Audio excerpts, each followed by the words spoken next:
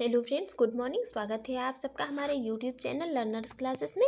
यदि आप चैनल पर पहली बार हैं तो प्लीज़ चैनल को सब्सक्राइब कर लीजिएगा, वीडियो को लाइक कर दीजिएगा एंड शेयर करिए, एंड जो भी आपके सजेशन है उससे कमेंट बॉक्स में ज़रूर बताइएगा। आज का हमारा टॉपिक रहेगा, जो ये हमारी सीरीज चल रही थी पॉलिटी घटना चक्र की, उसमें हमारा टॉपिक रहेगा राष्ट्रीय प्रतीक। पहला टॉपिक रहेगा राष्ट्रीय प्रतीक। चलिए देखते हैं राष्ट्रीय प्रतीक टॉपिक से। भारतीय झंडा संहिता में उल्लेख है कि राष्ट्रीय झंडे के रंगों और उसके मध्य में चक्र के मध्य का यथेष्ट वर्णन किया था किसने? डॉक्टर राधाकृष्ण द्वारा। डॉक्टर राधाकृष्ण द्वारा संविधान सभा में किया गया था। डॉक्टर एस राधाकृष्ण ने स्पष्ट किया कि भगवा या केसरिया रंग, जो कि त्याग या निस्वार्थ भावना का प्रतीक है, हमारे झंडे के मध्य में। सफेद रंग हमें सच्चाई के पथ पर चलने और अच्छे आचरण की प्रेरणा देता है। वहीं पर हरा रंग मिट्टी और वनस्पतियों के साथ हमारे संबंधों को उजागर करता है, जिन पर क्या है, सभी प्राणियों का जीवन आश्रित होता है। सफेद रंग के मध्य में जो अशोक चक्र धर्म के राज का प्रतीक है, चक्र प्रगति का प्रतीक है, जड़ता जो है प्राणहीनता का प्रतीक है, चक्र शांतिपूर्ण परिवर्तन की गतिशीलता का प्रतीक है। भारत का राष्ट्रीय ध्वज तिरंगा 3 रंगों की पट्टी में विभाजित आयताकार है।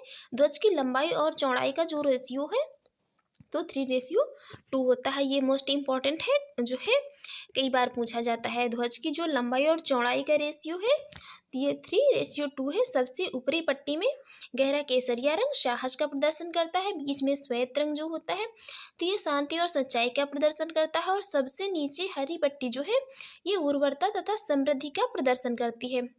ध्वज के बीच की पट्टी में एक नीला चक्र है जिसमें 24 तीलियां होती हैं, जिसका प्रारूप सारनाथ में अशोक के सिंह स्तंभ पर जो है बने चक्र से लिया गया है। ये क्या है? ये न्याय का प्रतीक है। ये न्याय का प्रतीक है। पिंगली वेंकैया द्वारा भारतीय राष्ट्रीय ध्वज को तैयार किया गया था। ये भारतीय राष्ट्रीय ध्वज जो हमारा तिरंगा है, इसको डिजाइन किया गया था पिंगली वेंकैया नायडू के द्वारा। संविधान सभा द्वारा 22 जुलाई 1947 को राष्ट्रीय ध्वज का वर्तमान स्वरूप स्वीकृत किया गया था। भारत का राज चिन्ह सारनाथ स्थित जो अशोक के सिंह की स्तंभ की अनुकृति है। भारत सरकार द्वारा 26 जनवरी 1950 को इसे अपनाया गया था, और इस पर नीचे देवनागरी लिपि में सत्यमेव जयते लिखा है, जो कि मुंडकोपनिषद से लिया गया है। जो कि ये सत्यमेव जयते शब्द जो है ये भी कई बार पूछा जाता है, ये मुंडकोपनिषद से लिया गया है। भारत का राष्ट्रगान जनगण मन 24 जनवरी 1950 को संविधान सभा द्वारा आधिकारिक रूप में अंगीकृत किया गया है। इसके गायन की जो अवधि है, इसका टाइम है इसको गाने का, तो ये 52 सेकेंड निर्धारित किया गया है। 27 दिसंबर 1911 को भारतीय राष्ट्रीय कांग्रेस के कलकत्ता अधिवेशन में इसे पहली बार गाया गया था, जनगण मन को। यह रविंद्रनाथ टैगोर द्वारा रचित गीतांजलि से लिया गया है। वंदे मातरम वर्ष 1950 में भारत के राष्ट्रीय गीत के रूप में अंगीकृत किया गया था। तो याद रखिए, जनगण मन जो है तो ये भारत का राष्ट्रीय गान है, और ये जो वंदे मातरम है तो ये भारत का राष्ट्रीय गीत है। राष्ट्रीय गीत वंदे मातरम बंकिम चंद्र चटर्जी के द्वारा लिखित एक उपन्यास है, आनंद मठ, यहाँ से लिया गया है। आनंद मठ से इसे लिया गया है। इसे 1896 में भारतीय राष्ट्रीय कांग्रेस के अधिवेशन में पहली बार गाया गया था, इसे वंदे मातरम को। भारत का राष्ट्रीय कैलेंडर संवत पर आधारित है। 22 मार्च 1957 को अपनाया गया था। चैत्र माह से इसकी शुरुआत होती है और अंतिम माह फाल्गुन होता है। इसे जो ये जो ग्रेगोरियन कैलेंडर होता है, इसके साथ अपनाया गया है। और सामान्यतः क्या है, चैत माह की शुरुआत 22 मार्च को, जबकि लीप वर्ष में 21 मार्च को होती है। गंगा की डॉल्फिन जो वैज्ञानिक नाम इसका क्या है, प्लेटानिस्ता गंगैटिका, को भारत के राष्ट्रीय जलीय जीव के रूप में इसे स्वीकार किया गया है। भारतीय मोर जो है इसका वैज्ञानिक नाम है पाओ क्रिस्टिस। इसे भारत के राष्ट्रीय पक्षी तथा बाघ, जो कि इसका वैज्ञानिक नाम है, इनके कई बार जो है वैज्ञानिक नाम पूछ लेता है, इतना इजी तो नहीं पूछेगा क्या क्वेश्चन। इनका वैज्ञानिक नाम पैंथेरा टाइग्रिस को भारत के राष्ट्रीय पशु के रूप में स्वीकृत किया गया है। वर्ष 2008 में भारत सरकार द्वारा गंगा नदी को राष्ट्रीय नदी घोषित किया गया है। भारत सरकार द्वारा स्वाधीनता दिवस जो है 15 अगस्त और गणतंत्र दिवस 26 जनवरी और गांधी जयंती 2 अक्टूबर को राष्ट्रीय दिवस के रूप में घोषित किया गया है। वहीं पर कमल को राष्ट्रीय पुष्प, आम को राष्ट्रीय फल तथा बरगद को राष्ट्रीय वृक्ष के रूप में मान्यता दी गई है। केंद्र सरकार द्वारा राज्यसभा में दिए गए उत्तर के अनुसार इस संदर्भ में हालांकि कोई जो है अभी इसमें सूचना नहीं जारी की गई है। अब हम बात करेंगे एमसीक्यूज की, जो भी इम्पोर्टेंट एमसीक्यूज हैं। किस वर्ष में जनगण मन को भारत के राष्ट्रगान के रूप में अपनाया गया? ये 1950 में अपनाया गया। देखते हैं नेक्स्ट है संपूर्ण राष्ट्रगान का जो वादन गायन काल है तो ये कितना 52 सेकेंड 52 सेकेंड का है। नेक्स्ट है भारत शासन द्वारा राजकीय चिन्ह कब से अंगीकृत किया गया? इसको कब से अडॉप्ट किया गया है स्टेट एम्बल को? तो इसको अडॉप्ट किया गया था 26 जनवरी 1950 से। यहाँ पर जो सारनाथ वाराणसी स्थित अशोक के सिंह के शीर्ष की अनुकृति है ये। देखते हैं नेक्स्ट है भारत की संविधान सभा ने राष्ट्रीय ध्वज को सर्वप्रथम कब स्वीकार किया? इसको सर्वप्रथम स्वीकार किया गया था 22 जुलाई 1947 को। भारतीय संविधान सभा ने अपने चौथे अधिवेशन 14 जुलाई 1947 से 31 जुलाई 1947 तक में 22 जुलाई 1947 को भारत का राष्ट्रीय ध्वज स्वीकार किया। राष्ट्रीय ध्वज के बीच में 24 तीलियां हैं तथा राष्ट्रीय ध्वज की लंबाई चौड़ाई का रेशियो जो है तो ये 3:2 है। याद रखिए कि पूछ लिया जाता है। नेक्स्ट 3 स्टेटमेंट दिए हैं। पहला स्टेटमेंट कह रहा है भारत की संविधान सभा ने राष्ट्रीय ध्वज का प्रारूप 22 जुलाई 1947 को अपनाया था। करेक्ट स्टेटमेंट है। नेक्स्ट है राष्ट्रीय ध्वज के बीच के चक्र में 21 तीलियां हैं, 21 नहीं 24 हैं। राष्ट्रीय ध्वज की लंबाई चौड़ाई का रेशियो जो है तो ये 3:4 कहाँ से हो जाएगा, इसलिए पहला स्टेटमेंट केवल करेक्ट है।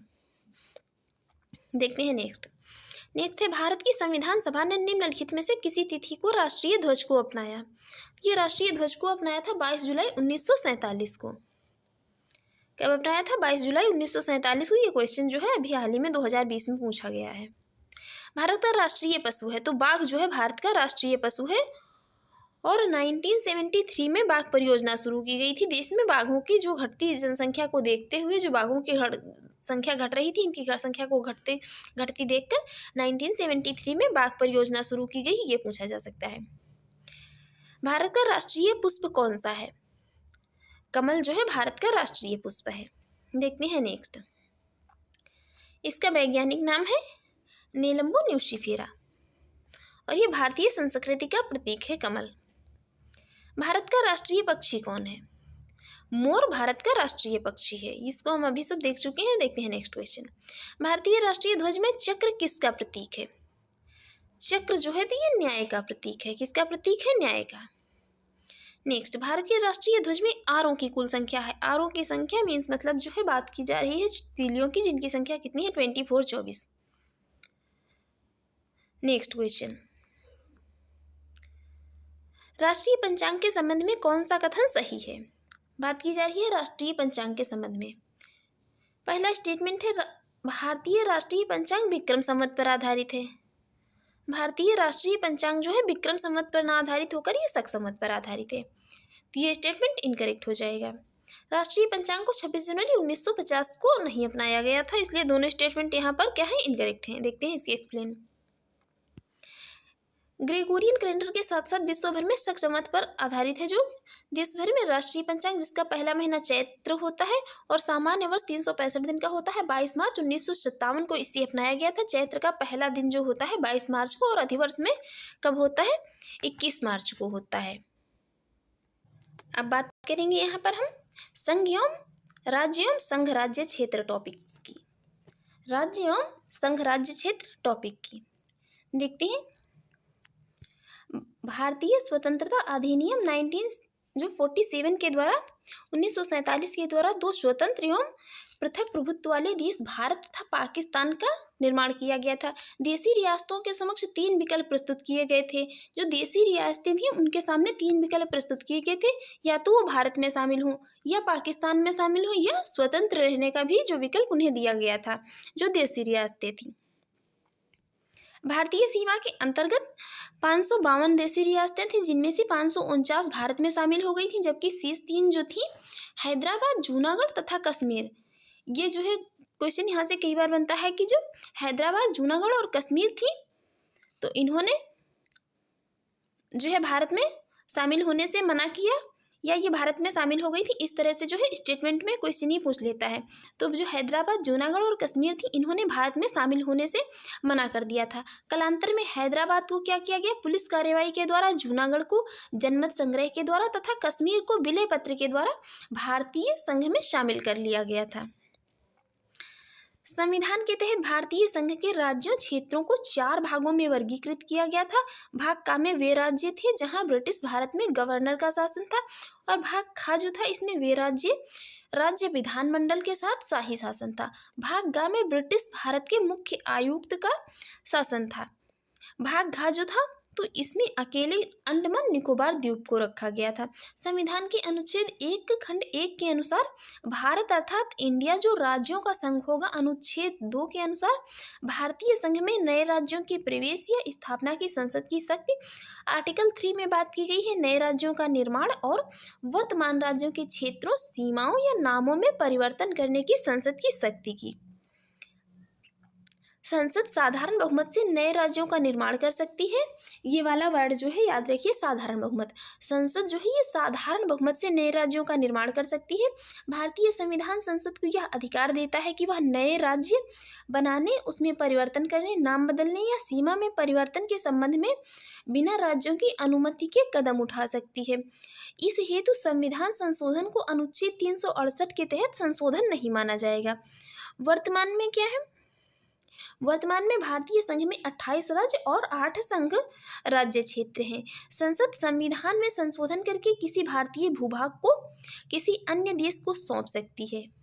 संसद जो है, किंतु इसे संविधान में संशोधन के बगैर नहीं कर सकती है। संसद संविधान में संशोधन करके ही जो किसी भारतीय भूभाग को किसी अन्य देश को सौंप सकती है। जून 1948 में भारत सरकार ने एस के धर की अध्यक्षता में भाषाई प्रांत आयोग की नियुक्ति की थी। इस आयोग ने अपनी रिपोर्ट दिसंबर 1948 में पेश की। इसमें इस आयोग ने राज्यों का पुनर्गठन भाषाई आधार की बजाय क्या किया, प्रशासनिक सुविधा के अनुसार किए जाने की सिफारिश की। दिसंबर 1948 में कांग्रेस द्वारा एस के धर कमीशन की अनुशंसाओं का अध्ययन करते हुए जेवीपी समिति, याद रखिए किससे संबंधित है, जेवीपी समिति का गठन किया गया। इसमें कौन कौन थे, जवाहरलाल नेहरू, वल्लभ भाई पटेल और पट्टाभी सीतारामैया शामिल थे। अप्रैल 1949 में प्रस्तुत अपनी रिपोर्ट में इसी समिति ने औपचारिक रूप से स्वीकार किया कि राज्यों के पुनर्गठन का आधार भाषा होनी चाहिए। इस समिति ने कहा कि जो राज्यों का गठन हो भाषाई आधार पर होना चाहिए।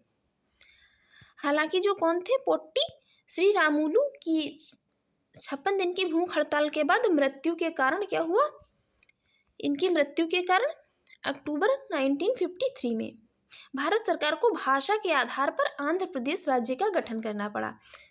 यहाँ से भी कई बार क्वेश्चन बनता है कि जो भाषाई आधार पर गठित होने वाला पहला राज्य कौन सा है, तो वो आंध्र प्रदेश ही है। आंध्र प्रदेश भाषा के आधार पर गठित होने वाला देश का पहला राज्य है। स्वतंत्रता के पश्चात फजल अली की अध्यक्षता में एक राज्य पुनर्गठन का आयोग था। इसका गठन वर्ष 1953 में हुआ। इस आयोग के 2 अन्य सदस्य थे, के.एम. पणिक्कर एवं एस.एन. कुंजरू। इसी आयोग की कुछ अनुशंसाओं को राज्य पुनर्गठन अधिनियम 1956 से लागू किया गया था।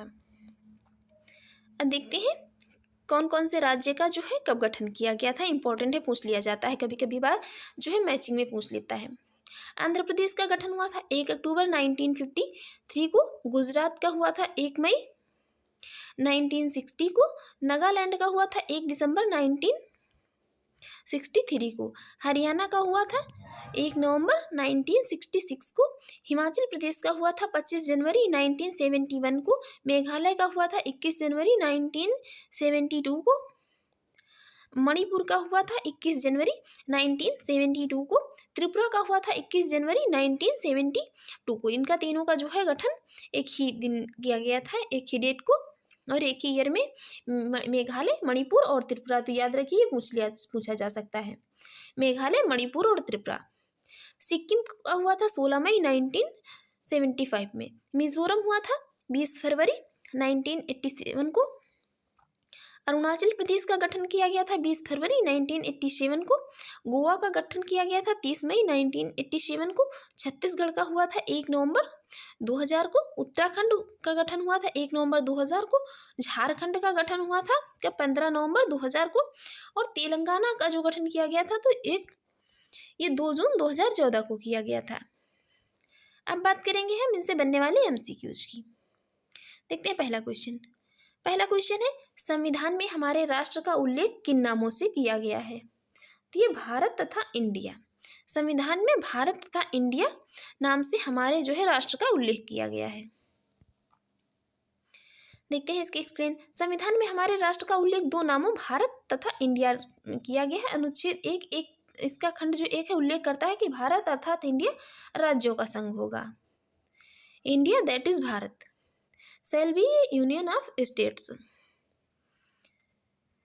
देखते हैं नेक्स्ट क्वेश्चन है, संविधान के प्रथम अनुच्छेद के अनुसार भारत है, तो भारत जो है राज्यों का यूनियन है। देखते हैं इसके एक्सप्लेन। संविधान के अनुच्छेद 1 में निर्धारित किया गया है कि भारत अर्थात इंडिया राज्यों का संघ होगा। भारत के राज्य क्षेत्र में पहला जो है राज्यों के राज्य क्षेत्र और दूसरा अनुच्छेद संघ राज्य क्षेत्र और तीसरा ऐसे अन्य राज्य क्षेत्र जो अर्जित किए जाए समाविष्ट होंगे। राज्यों तथा संघ राज्य क्षेत्रों के नाम तथा प्रत्येक के अंतर्गत आने वाले राज्य क्षेत्रों का वर्णन संविधान की प्रथम अनुसूची में किया गया है। देखते हैं नेक्स्ट है, संविधान के निम्नांकित में से किस प्रावधान के अंतर्गत भारतीय संसद को नया राज्य बनाने का अधिकार दिया गया है? ये दिया गया है आर्टिकल 3 में, अनुच्छेद 3 में। भारतीय संविधान के अनुच्छेद 3 के तहत नए राज्यों के निर्माण, उनके क्षेत्रों, सीमाओं तथा नाम में परिवर्तन का अधिकार जो भारतीय संसद में निहित है, जबकि अनुच्छेद 1 के तहत संघ का नाम और राज्य क्षेत्र और अनुच्छेद 2 के तहत भारतीय संघ में नए राज्यों के प्रवेश या स्थापना की शक्ति संसद को प्रदान की गई है। नेक्स्ट है, नए राज्य के गठन की शक्ति निहित है। यह शक्ति निहित है किसमें? संसद में।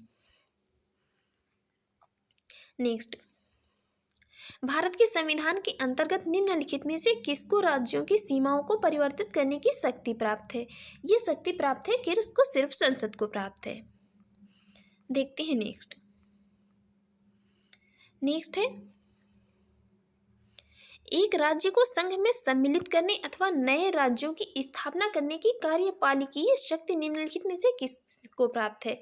यह प्राप्त है संसद को। नेक्स्ट, भारतीय संघ के अंतर्गत किसी राज्य को मिलाने का अधिकार किसे है? यह है किसको? संसद को है। नेक्स्ट, निम्नलिखित में से कौन सी एक भारतीय संघ राज्य पद्धति की विशेषता नहीं है? पहला है भारत में स्वतंत्र न्यायपालिका है, बिल्कुल है, तो ये आंसर नहीं होगा क्योंकि पूछ रहा है विशेषता नहीं है, तो ये तो है। बी है केंद्र और राज्यों के बीच शक्तियों का स्पष्ट विभाजन किया गया है, ये भी विभाजन भी किया गया है, ये भी है, तो ये भी आंसर नहीं होगा। संघबद्ध होने वाली इकाइयों को राज्यसभा में असमान प्रतिनिधित्व दिया गया, असमान प्रतिनिधित्व भी दिया गया है, तो आंसर ये भी नहीं होगा। यह संघवाद होने वाली इकाइयों के बीच एक सहमति का परिणाम है, यही जो है इनकरेक्ट है, इसलिए यही यहाँ पर आंसर हो जाएगा। Right answer option D. देखते हैं इसकी एक्सप्लेन। भारतीय संघ राज्य पद्धति की विशेषताओं में लिखित संविधान का होना, संविधान की सर्वोच्चता, शक्ति का विभाजन, स्वतंत्र न्यायपालिका, द्विसदनीय विधायिका, राज्यों का राज्यसभा में असमान प्रतिनिधित्व, द्विस्तरीय सरकार आदि शामिल है। जबकि भारतीय संघ की स्थापना संघबद्ध होने वाली इकाइयों के बीच किसी सहमति या समझौते द्वारा नहीं हुई है तथा भारतीय संघ से राज्य इकाइयों को अलग होने का अधिकार नहीं है। भारतीय संविधान के अनुच्छेद 1 में उल्लेख किया गया है कि इंडिया अर्थात भारत राज्यों का संघ होगा। यहीं पर अमेरिका में जो है अमेरिकी संघवाद की विशेषता है क्या? संघ राज्य पद्धति की विशेषता। देखते हैं नेक्स्ट क्वेश्चन है, निम्नलिखित में से कौन सा कथन नए राज्यों के निर्माण के बारे में सही नहीं है? संसद विधि द्वारा एक नए राज्य का निर्माण कर सकती है, बिल्कुल कर सकती है, तो ये आंसर नहीं होगा, बी है। इस प्रकार की विधि में संविधान की पहली अनुसूची और चौथी अनुसूची के संशोधन का प्रावधान होगा, बिल्कुल सही है, ये भी होगा, तो आंसर नहीं होगा क्योंकि पूछा है कौन सा नहीं है। इस प्रकार की विधि को अनुच्छेद 368 के प्रयोजनों के संविधान का संशोधन समझा जाएगा। यही वाला नहीं है तो यही वाला राइट आंसर हो जाएगा ऑप्शन सी। देखते हैं इसकी एक्सप्लेन। नए राज्यों के निर्माण के लिए विधियत अनुच्छेद 368 के तहत विशेष प्रक्रिया संविधान संशोधन प्रक्रिया नहीं अपनाई जाती, अर्थात संसद साधारण बहुमत से नए राज्यों का निर्माण कर सकती है तथा संविधान के आर्टिकल 4 के खंड जो है 2 के अनुसार इस प्रकार की विधि अनुच्छेद 368 के प्रयोजनों के लिए संविधान का संशोधन नहीं समझी जाती है। नेक्स्ट, एक नया राज्य बनाने में संवैधानिक संशोधन के लिए कैसा बहुमत चाहिए? तो ये बहुमत जो है साधारण बहुमत से ही हो जाता है। इसके लिए विशेष बहुमत या कुछ और की जरूरत नहीं पड़ती है। नेक्स्ट है, भारत में एक नया राज्य सृजित करने वाले विधेयक को पारित होना अनिवार्य है। ये संसद में साधारण बहुमत के द्वारा। देखते हैं नेक्स्ट। नेक्स्ट है, भारत संघ नहीं है। इस कथन ए कह रहा है भारत संघ नहीं है। ए कथन कह रहा है भारत संघ नहीं है। ये स्टेटमेंट जो है यहाँ पर क्या है, इनकरेक्ट हो जाएगा, क्योंकि जो है इसको हम अभी एक्सप्लेन कर चुके हैं। यहाँ कह रहा है कि भारत संघ नहीं है।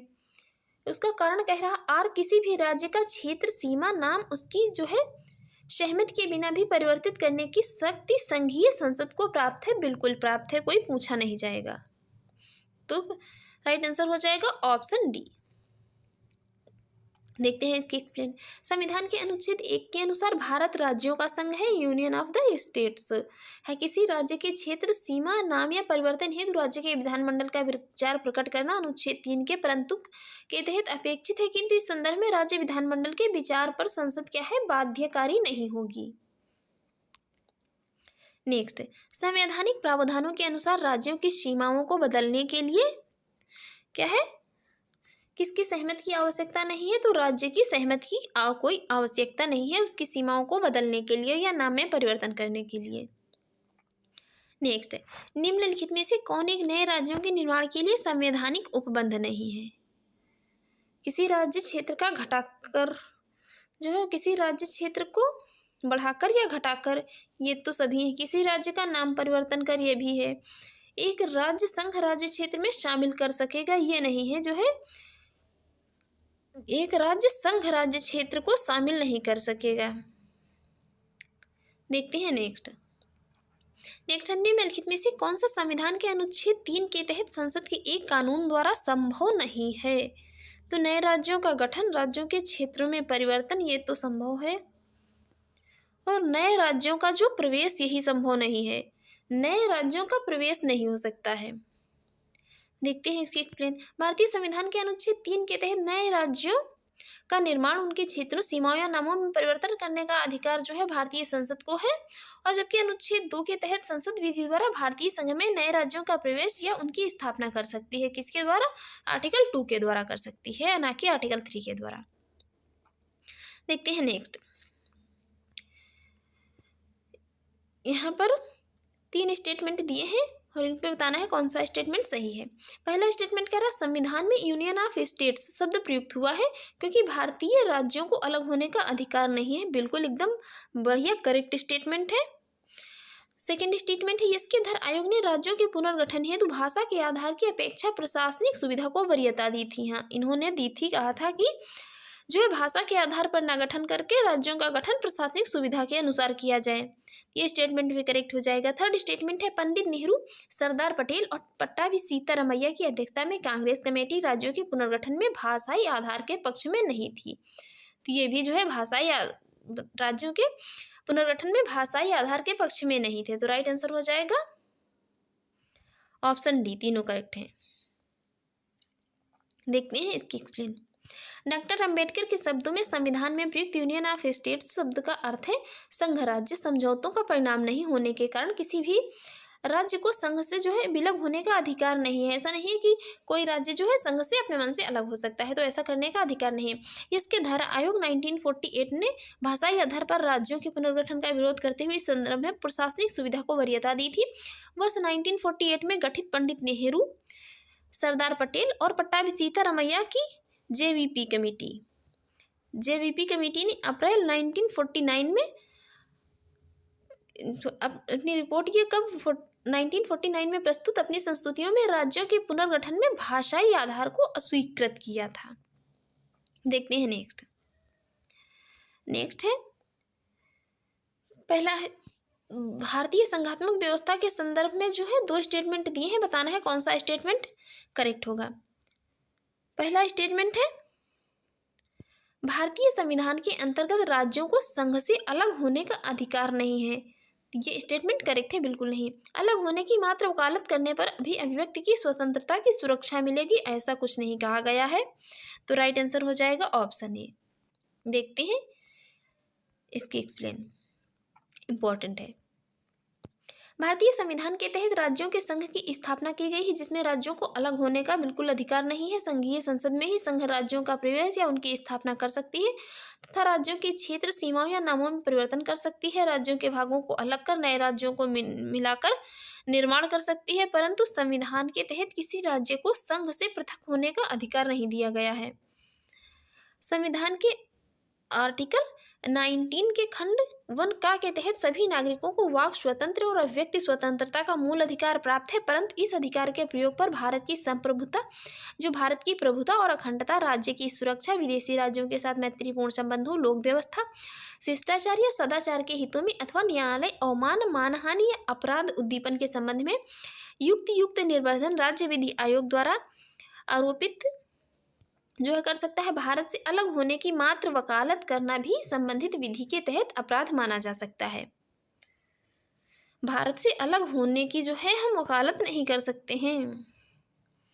नेक्स्ट क्वेश्चन, यदि भारतीय संघ में नए राज्य का सृजन किया जाना है तो संविधान की किस अनुसूची में संशोधन करना आवश्यक होगा? तो ये किसमें? प्रथम अनुसूची में संशोधन किया जाएगा।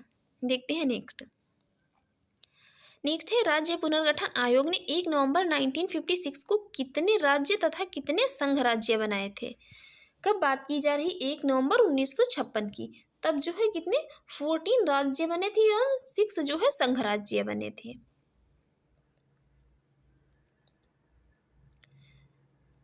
1 अक्टूबर 1953 को जो स्वतंत्रता के पश्चात भाषा के आधार पर गठित होने वाला प्रथम राज्य था कौन? आंध्र प्रदेश। नेक्स्ट है भारत में कितने राज्य एवं संघीय प्रदेश हैं? तो यहाँ पर जो है कोई इनका वर्तमान की स्थिति के अनुसार जो है कोई भी यहाँ पर इनका करेक्ट आंसर नहीं है। वर्तमान में जो है 28 राज्य हैं और 8 संघ राज्य क्षेत्र हैं।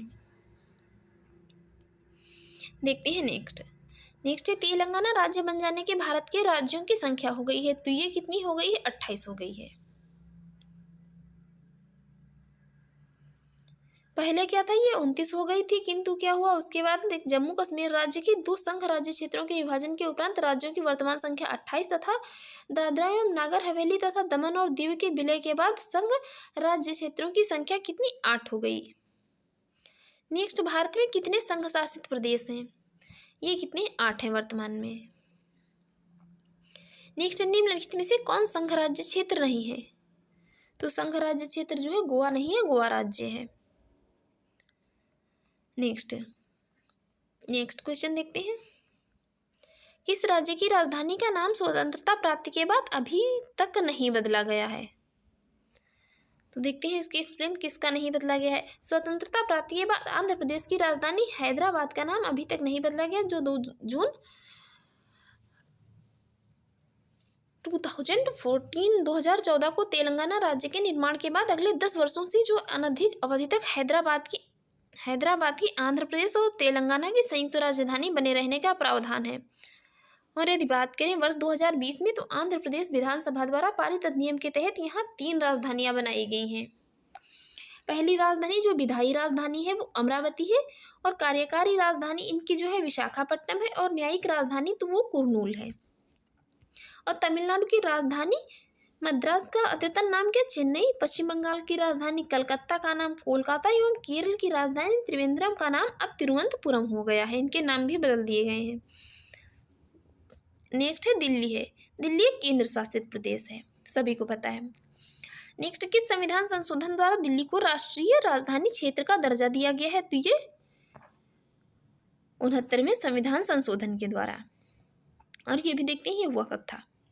69वें संविधान संशोधन अधिनियम 1991 के द्वारा देश की राजधानी दिल्ली को संघराज्य क्षेत्र की श्रेणी में कायम रखते हुए इसके लिए क्या है, एक विधानसभा और मंत्रिपरिषद का उपबंध किया गया। साथ ही संविधान के अनुच्छेद 239 का के तहत संघराज्य क्षेत्र दिल्ली को एनसीआर या राष्ट्रीय राजधानी क्षेत्र का दर्जा दिया गया। नेक्स्ट, भारत के संविधान के अनुच्छेद 240 के अंतर्गत कुछ संघ राज्य क्षेत्रों के लिए विनियम बनाने की राष्ट्रपति की शक्ति के संदर्भ में निम्न में से कौन सा युग्म सही सुमेलित नहीं है? तो यहाँ पर जो ये डी वाला है 240 वन घा पुडुचेरी, यही नहीं सुमेलित है, बाकी सभी सही सुमेलित है। तो देखते हैं यहाँ पर ये 240 वन का में अंडमान और निकोबार द्वीप समूह, 240 वन खा में लक्षद्वीप, 240 गा में दादरा और नगर हवेली, 240 घा में दमन और दीव, 240 अंगा में ये पुडुचेरी है। और 2019 के द्वारा अनुच्छेद 240 एक गा के तहत दादरा और नगर हवेली तथा दमन और दीव को स्थापित किया गया है, जबकि अनुच्छेद 240 एक घा को विलोपित कर दिया गया है। ये जो 240 एक घा, इसको क्या है अब हटा दिया गया है, ये नहीं है अब। देखते हैं नेक्स्ट, निम्नलिखित कथनों में से कौन सा एक गलत है? इनकरेक्ट स्टेटमेंट बताना है। 4 स्टेटमेंट दिए हैं। पहला स्टेटमेंट कह रहा है गोवा को 1987 में पूर्ण राज्य का दर्जा प्राप्त हुआ था, बिल्कुल सही है। सेकंड स्टेटमेंट है दीव खंबात की खाड़ी गल्फ ऑफ खंबात में एक टापू है, करेक्ट स्टेटमेंट है। सी स्टेटमेंट है दमन और दीव को भारतीय संविधान के 56वें संविधान संशोधन द्वारा गोवा से अलग किया गया था, करेक्ट है। डी स्टेटमेंट है दादरा और नागर हवेली वर्ष 1954 तक फ्रांसीसी औपनिवेश शासन के अंतर्गत थे, तो ये स्टेटमेंट जो है इनकरेक्ट हो जाएगा यहाँ पर। तो यहाँ पर क्या है, अपने को गलत ही ढूंढना था, तो यही वाला स्टेटमेंट इनकरेक्ट है। देखते हैं इसकी एक्सप्लेन। दादरा और नगर हवेली कब 1954 तक पुर्तगाली शासन के अधीन थे, ना कि फ्रांसीसी के। यहाँ पर क्या कह रहा है, यहाँ कह रहा है कि फ्रांसीसी औपनिवेश के, तो ये पुर्तगाली शासन के अधीन थे। और अंतर्राष्ट्रीय न्यायालय के भारत के पक्ष में निर्णय के पश्चात दादरा और नगर हवेली को भारत में मिला लिया गया था। यहाँ पर ये पुर्तगाली के थे, ना कि फ्रांसीसी के। नेक्स्ट है सिक्किम भारत का एक नया राज्य बना था, ये बना था कब? 32वें संशोधन के अंतर्गत। देखते हैं इसकी एक्सप्लेन।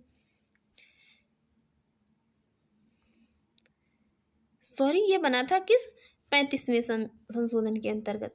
ये 35वें संविधान संशोधन के अंतर्गत भारत सिक्किम जो है भारत का एक नया राज्य बना था।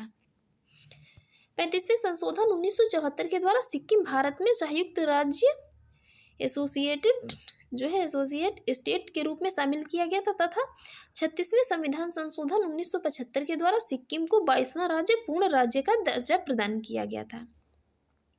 देखते हैं नेक्स्ट है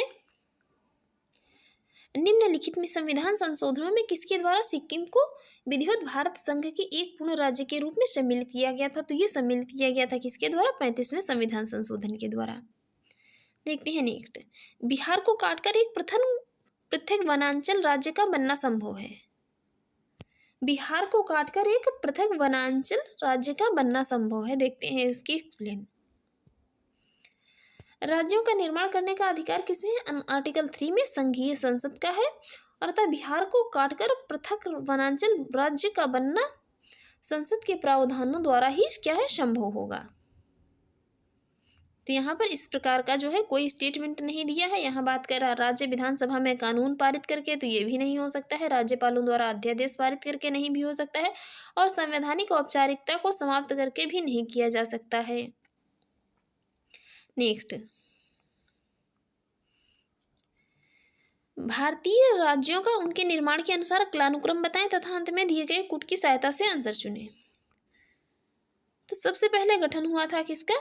यहाँ पर जो भी राज्य दिए हैं उनमें सबसे पहले हुआ था सिक्किम का, फिर हुआ उसके बाद अरुणाचल प्रदेश का, फिर हुआ छत्तीसगढ़ का, और सबसे बाद में हुआ था किसका? झारखंड का। इनको तो हम अभी देख चुके थे, ये जो है हम अभी सब इसके पहले देख चुके हैं, इसलिए देखते हैं नेक्स्ट क्वेश्चन। नेक्स्ट क्वेश्चन है, नीचे दिए गए राज्यों को भारत संघ के पूर्ण राज्य का दर्जा प्राप्त होने का सही कालानुक्रम है।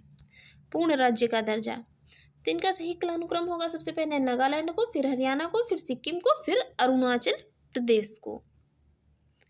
नेक्स्ट, छत्तीसगढ़ राज्य स्वरूप में आया। छत्तीसगढ़ राज्य स्वरूप में आया था कब? 1 नवंबर 2000 को। नेक्स्ट, उत्तराखंड राज्य की स्थापना हुई थी, ये कब हुई थी? वर्ष 2000 में हुई थी। उत्तराखंड राज्य बना था वर्ष 2000 में। नेक्स्ट क्वेश्चन, राज्यों का सृजन 1960 के बाद हुआ, उनके गठन के आरोही क्रम में इन्हें सजाना है, तो इन्हें चलिए आरोही क्रम में सजा देती हैं। सबसे पहले आ जाएगा नागालैंड आरोही क्रम में, फिर आ जाएगा हरियाणा, फिर आएगा अपना मेघालय, फिर आ जाएगा सिक्किम। देखते हैं नेक्स्ट क्वेश्चन। नेक्स्ट क्वेश्चन है, भारत में निम्नलिखित राज्यों के बनने के सही कालानुक्रम की पहचान कीजिए कि इनका हम जो है सही अरेंजमेंट तभी कर सकते हैं जब इनकी एग्जैक्ट डेट हमें याद होनी चाहिए। तो सबसे पहले बना था आंध्र प्रदेश, फिर बना था हरियाणा, फिर बना था हिमाचल प्रदेश, फिर बना सिक्किम। देखते हैं नेक्स्ट।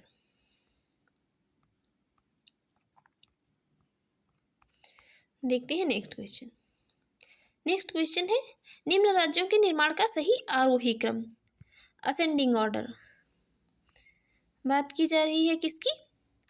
असेंडिंग ऑर्डर की। तो इनका असेंडिंग ऑर्डर यही होगा, नागालैंड, मेघालय, सिक्किम और फिर अरुणाचल प्रदेश। नेक्स्ट है, निम्नलिखित राज्यों के निर्माण का सही, यहाँ पर बात हो रही है डिसेंडिंग ऑर्डर की, तो डिसेंडिंग ऑर्डर हो जाएगा सबसे पहले हरियाणा, फिर महाराष्ट्र, फिर राजस्थान। इनकी जो है क्या है, हमें एग्जैक्ट डेट याद होनी चाहिए, तभी हम इनका जो है सही अरेंजमेंट कर सकते हैं। यहाँ पर गठन हुआ था सबसे पहले किसका? नागालैंड का। कब? 1963 में। फिर झारखंड का हुआ था 2000 में, तेलंगाना बना था 2014 में, अस्तित्व में आने की बात हो रही है।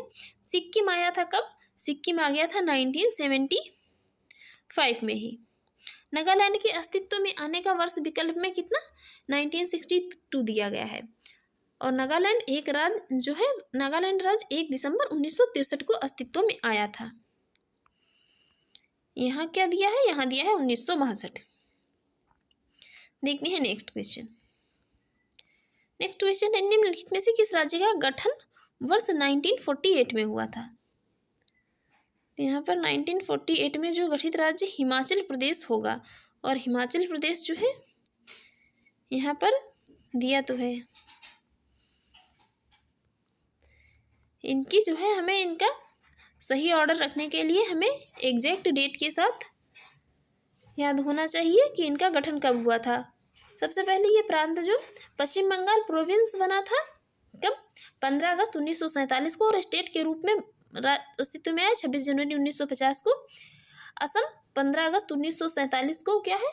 प्रोविंस के रूप में अस्तित्व में आया, स्टेट के रूप में अस्तित्व में आया 26 जनवरी 1950 को। पंजाब 15 अगस्त 1947 को, और स्टेट के रूप में 26 जनवरी 1950 को। हिमाचल प्रदेश 15 अप्रैल 1948 को, और स्टेट के रूप में अस्तित्व में आया 25 जनवरी 1971 को। देखते हैं नेक्स्ट।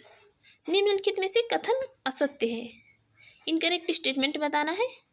मैसूर राज्य का नया नाम तमिलनाडु रखा गया है। मैसूर नाम का जो है नया नाम तमिलनाडु क्यों रखा जाएगा? यही स्टेटमेंट इनकरेक्ट है, इसलिए राइट आंसर यही हो जाएगा। बाकी देखते हैं, गोवा को दमन एवं दीव से अलग किया गया है। बिल्कुल किया गया। बम्बई राज्य गुजरात एवं महाराष्ट्र में विभाजित किया गया था। हिमाचल प्रदेश पहले संघ शासित प्रदेश की सूची में था।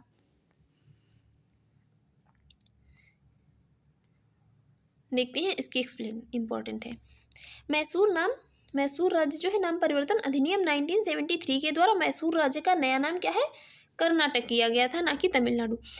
गोवा दमन और दीव पुनर्गठन अधिनियम 1983 के द्वारा गोवा को अलग किया गया था। बम्बई पुनर्गठन अधिनियम 1960 के द्वारा बम्बई राज्य को गुजरात एवं महाराष्ट्र में विभाजित किया गया था, तथा हिमाचल प्रदेश अधिनियम 1970 के द्वारा हिमाचल प्रदेश संघ राज्य क्षेत्र को 25 जनवरी 1971 को क्या था, इसे राज्य का दर्जा दिया गया था। और हिमाचल प्रदेश 1 नवंबर 1956 को संघ राज्य क्षेत्र बनाया गया था। देखते हैं नेक्स्ट, भाषा के आधार पर राज्यों के गठन हेतु राज्य पुनर्गठन आयोग की स्थापना कब की गई थी? इसकी स्थापना 1953 को की गई थी। यहाँ पर जो है ऑप्शन में कहीं पर भी 1953 नहीं दिखाई दे रहा है। देखते हैं इसकी एक्सप्लेन। 29 दिसंबर 1953 को, जिसने अपनी रिपोर्ट 30 दिसंबर 1955 को सौंपी थी। आयोग के अध्यक्ष थे फजल अली तथा 2 सदस्य अन्य थे, हृदयनाथ कुंजरू और के.एम. पनिक्कर। देखते हैं नेक्स्ट है भाषाई आधार पर राज्यों का पुनर्गठन किस वर्ष किया गया था? तो ये किया गया था कब? 1956 में। और पहला राज्य कौन था? पहला राज्य था आंध्र प्रदेश।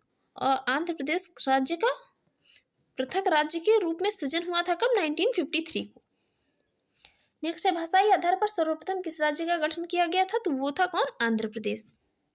नेक्स्ट है निम्नलिखित में से कौन सा भारत में भाषा के आधार पर बना पहला राज्य था? कौन था? आंध्र प्रदेश था। आंध्र प्रदेश एक भाषाई राज्य के रूप में गठित किया गया था। ये कब गठित किया गया था? भाषाई राज्य के रूप में 1953 को गठित किया गया था। देखते हैं नेक्स्ट है भारत में राज्य पुनर्गठन आयोग की संस्तुति के आधार पर राज्यों के पुनर्गठन किस वर्ष किया गया? तो ये किया गया था कब? 1956 में। देखते हैं नेक्स्ट क्वेश्चन है निम्नलिखित में से किस राज्य को केंद्र सरकार द्वारा विशेष श्रेणी दर्जा SC कभी प्रदान नहीं किया गया? तो ये कभी प्रदान किसे नहीं किया गया था? बिहार को। विशेष श्रेणी का दर्जा बिहार को कभी प्रदान नहीं किया गया। देखते हैं इसकी एक्सप्लेन। अब तक जो है कुल 11 राज्यों को विशेष श्रेणी का दर्जा प्रदान किया गया। इसमें 8 पूर्वोत्तर राज्य से हैं, 8 राज्य जो है पूर्वोत्तर भारत से हैं, जबकि 3 हिमालयी क्षेत्र के हैं। कौन कौन से? उत्तराखंड, हिमाचल प्रदेश और जम्मू कश्मीर। पूर्वोत्तर के 8 राज्य कौन कौन से हैं? मणिपुर, मेघालय, त्रिपुरा, सिक्किम, अरुणाचल प्रदेश, असम, नागालैंड और मिजोरम शामिल हैं। नेक्स्ट है निम्नलिखित कथनों में से कौन से कथन सत्य हैं? पहला स्टेटमेंट कह रहा है कांग्रेस के नागपुर सत्र 1920 के पश्चात प्रांतीय कांग्रेस समितियों का गठन भाषाई आधार पर किया गया था। स्टेटमेंट करेक्ट है। बी स्टेटमेंट है 1948 में कांग्रेस ने भाषाई आधार पर प्रांतों के गठन की मांग को अस्वीकार कर दिया था। बिल्कुल कर दिया था, तो इसलिए दोनों राइट आंसर हो जाएगा ऑप्शन डी। देखते हैं इसकी एक्सप्लेन। भारतीय राष्ट्रीय कांग्रेस का 35वां अधिवेशन वर्ष 1920 में नागपुर में बी राघवाचारी की अध्यक्षता में हुआ था। इसी अधिवेशन के पश्चात प्रांतीय कांग्रेस समितियों का गठन भाषाई आधार पर किया गया था। और भारत की आज़ादी के बाद वर्ष 1948 में संविधान सभा के धर के नेतृत्व में भाषाई राज्य आयोग की नियुक्ति हुई। इस आयोग ने भाषा के आधार पर प्रांतों के गठन को नकार दिया था। दिसंबर 1948 में कांग्रेस द्वारा इस आयोग की संस्तुति पर विचार हेतु जवाहरलाल नेहरू, वल्लभ भाई पटेल और पट्टाभी सीतारामैया की जो 3 सदस्यीय JVP समिति का गठन किया गया, जिसने अप्रैल 1949 को अपनी रिपोर्ट प्रस्तुत की और भाषाई आधार पर प्रांतों के जो गठन की मांग थी इसको अस्वीकार कर दिया।